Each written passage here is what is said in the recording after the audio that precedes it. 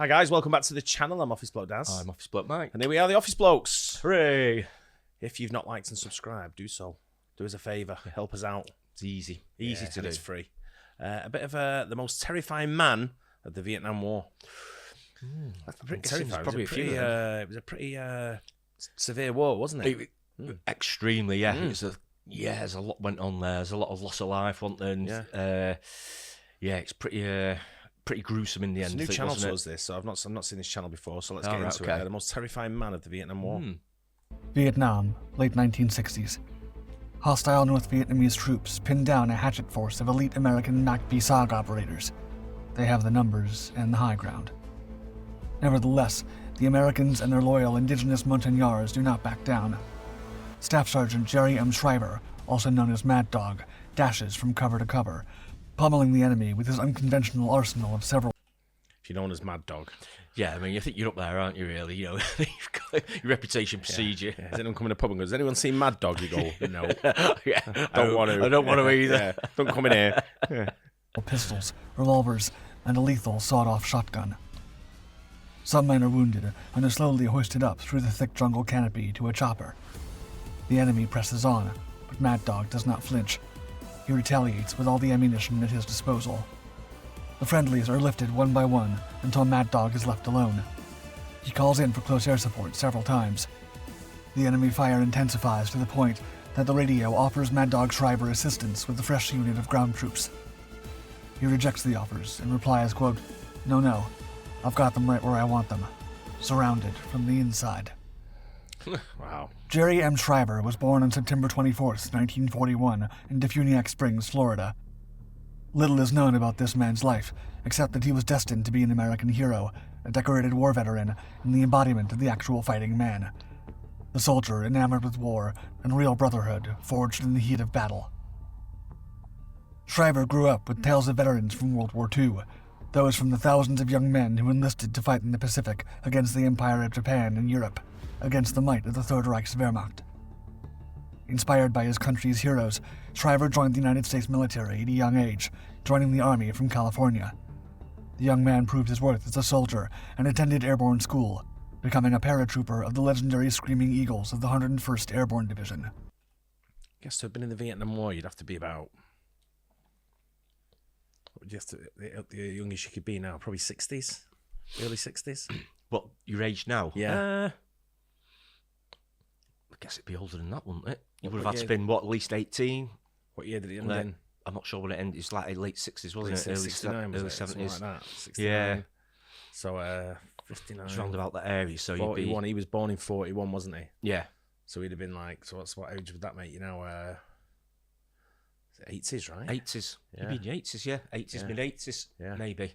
So, yeah. Shortly after, Shriver tested his skills with the Army Special Forces, going through rigorous training to attain the cherished Green Beret of a true commando.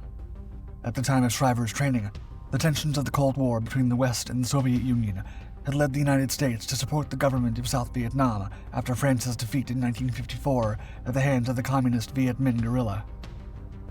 The nation had embarked on a conflict unlike any other it had fought. From the late 1950s until 1975, the Army would fight to the bitter end against a relentless enemy committed to turning Vietnam into a communist state. Despite the introduction of modern weaponry, such as jet aircraft, helicopters, heavily armored tanks, surface-to-air missiles, or SAMs, guided missiles, and others, the Army desperately needed special operators trained to survive alone in the jungle and inflict heavy casualties on the enemy through unconventional warfare. Luckily for Staff Sergeant Jerry M. Shriver, he was one of them, and he wanted in.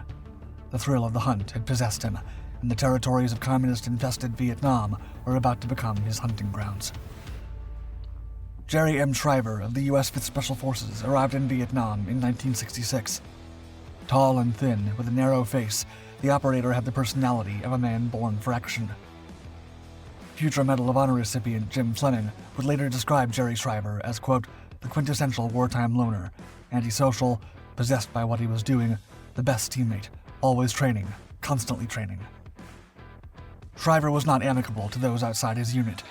His cold eyes were always battle-ready. He was born for combat and spent his free time training, inspecting his weapons, and learning about the terrain and enemy he sought to destroy. That's who you want on your team, isn't it? Just a bit. Constantly training, focused. He's absolutely dedicated to his thing, isn't he? Yeah. His calling. See why they say they're the most terrifying man. Yeah. You don't want to come up and fighting against people like that. No.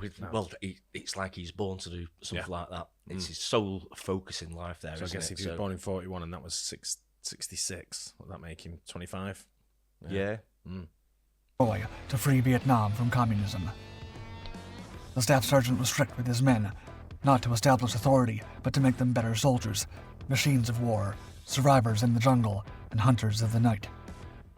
Jim Fleming would also say that, quote, Shriver convinced me that for the rest of my life, I would not go into a bar and cross someone I didn't know.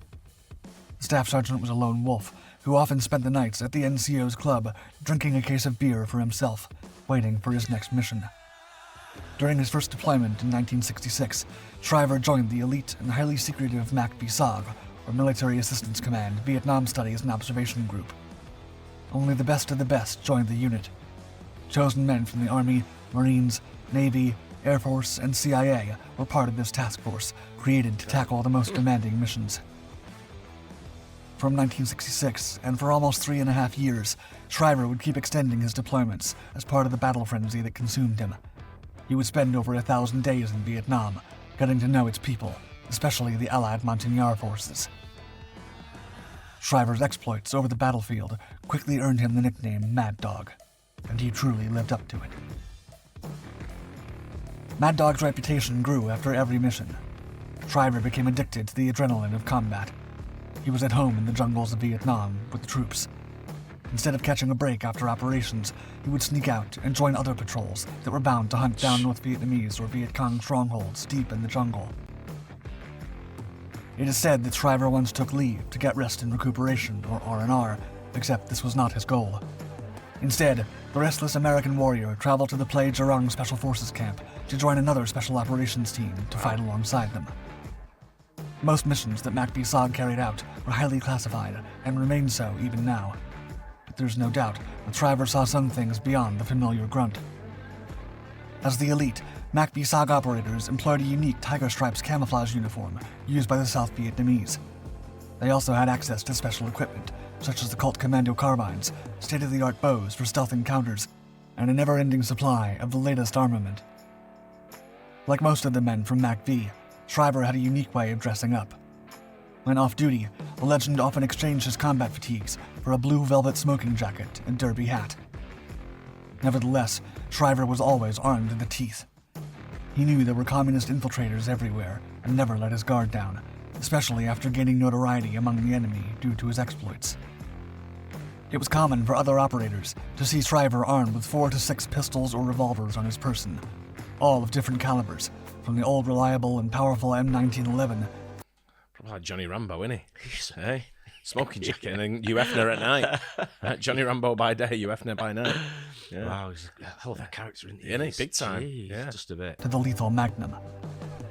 Shriver's kit for combat operations was also unconventional. He, like others in MAC-V, would often employ enemy AK-47s, RPKs, and other guns that were not standard issue. Shriver carried a sawed-off shotgun, suppressed World War II-era M3 grease gun, or 45 caliber M1A1 Thompson submachine gun.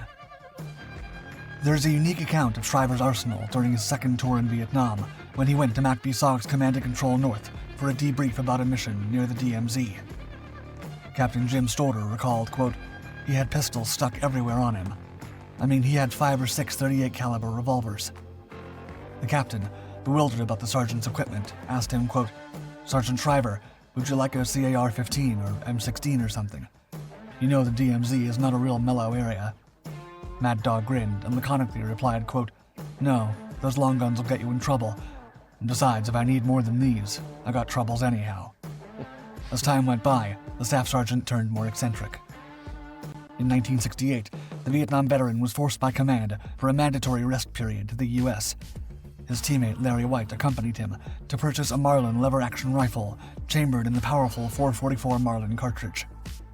Shriver did not plan on using such a powerful cartridge to hunt down grizzly and polar bears.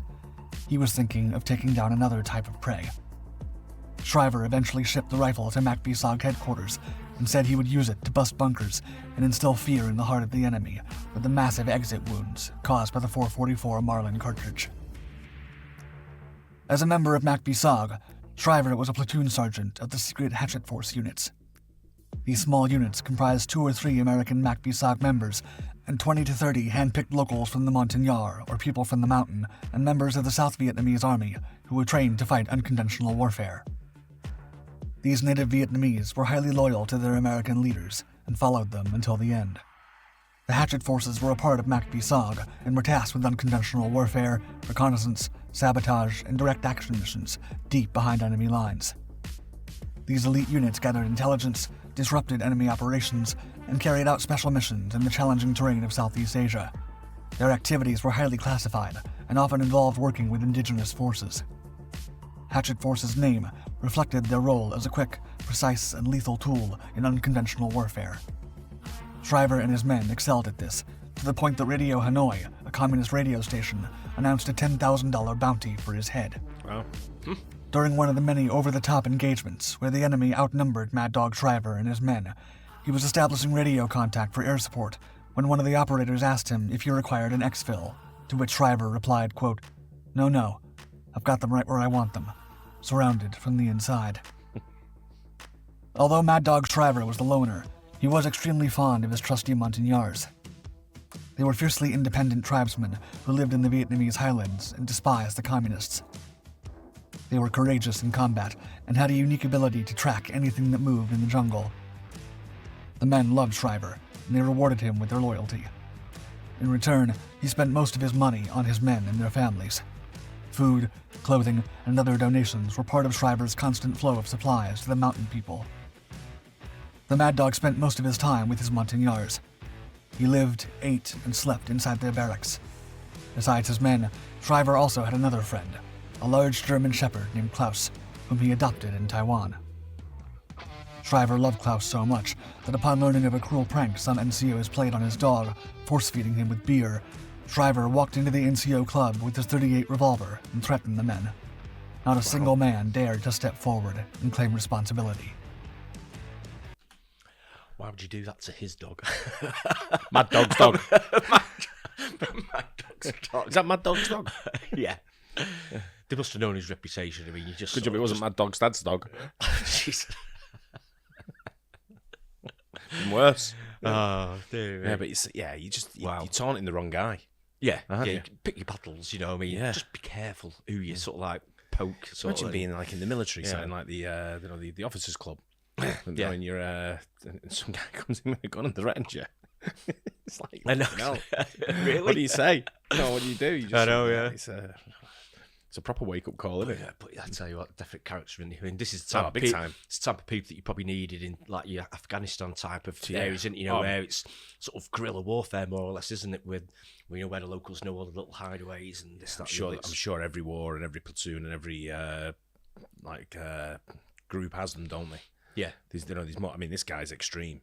But there's always quite a few extreme. I'm guessing, people out there who are committed. I think they tend to end up in like the elite squads as well, don't they? Yeah. You know, because they've got the drive and they just that's what they want in it. It's just in them. Yeah, they're at the lower level when they're at this level, but they know they're going to make to the ultimate sort of like pinnacle of the military. Yeah, absolutely. Yeah. After 3 years of continuous combat patrols, war began to take a toll on Mad Dog Shriver. He wanted to quit, but did not wish to leave his men and their families to their fate. Shriver felt danger was around the corner, but kept going forward.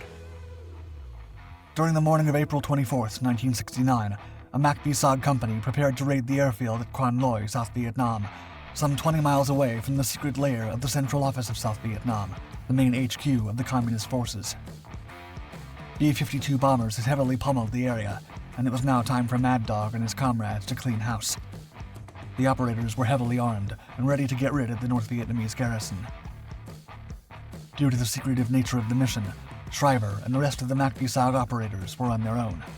There was no air support, unless it was essential. Before boarding the chopper with his Montagnards, Shriver turned to one of his friends and said, quote, "Take care of my boy." He felt it was the last time he would see Klaus. One of the Hueys failed and had to turn back, leaving Shriver's 1st and 2nd platoons without valuable ground support. As soon as the men landed, They were immediately pinned down by several concealed machine gun nests. Mad Dog estimated his platoon was surrounded by 6 enemy platoons hidden in the bunkers. It was up to Mad Dog and his Montagnards to relieve the pinned down men. He radioed the team that he would try to flank the machine gun positions, and immediately got to work. The fearless warrior inspired his loyal mountain men and charged toward the enemy emplacement. They began dashing through a hail of enemy bullets and grenades. Armed with an Uzi SMG, Mad Dog opened fire against the enemy while on the move to protect his troops, and they did the same for him. Once they approached the tree line, Mad Dog gathered his men, smiled at them, nodded, and they all threw grenades before venturing into hostile territory to shoot down the machine gun emplacement. Mad Dog Shriver was never seen again. In the following weeks, Hanoi repeated propaganda pieces narrating how they had finally captured and terminated Shriver, but no proof was ever given. In the following weeks, the military sent a cleanup team to recover the fallen soldiers, but there was no sign of Shriver. He was less than 3 weeks away from finishing his 3rd tour of duty. Mad Dog was 27 years old when he was officially listed as missing in action. True to his spirit, the legend left behind a couple of dollars, his brave shepherd, Klaus, and his smoking jacket. Wow. That's his smoking jacket behind as well, eh? Hey, I know, yeah. That's crazy. I mean, 3 years he was there as well. Yeah, imagine how would you go back to civilian life going through that for 3 years? I know. Absolutely incredible. It's very tough. I mean, I guess things like people like that maybe even just finish the rest of their lives in that country, in like Vietnam or Southeast Asia or wherever. But I remember when I was in the USA, you see a lot of flags, the MIA flags. Yeah. So I imagine there's a lot of soldiers that were missing in action. I guess so, yeah. There must have been a hell of a lot. Never returned. It must be horrible, that, right? So like, not knowing what's happened to them and not having a grave to go to and things like that. Yeah, it must be absolutely terrible. I know, right? Yeah, it was it's a messy war, wasn't it, over there in Vietnam? It really was. These vets and these people that go in there, just it's brave. Just of course, absolutely, yeah. So brave to do what they do. You've got to have a certain mentality to be able to just do that and put everything else aside. You know, it's so brave, it's unbelievable. Especially people who are committed like that. But fair play to the guy. He definitely was, wasn't he? Unfortunately, yeah. But anyway, I hope you guys enjoyed that. Don't forget to like and subscribe. See you on the next one. Cheers.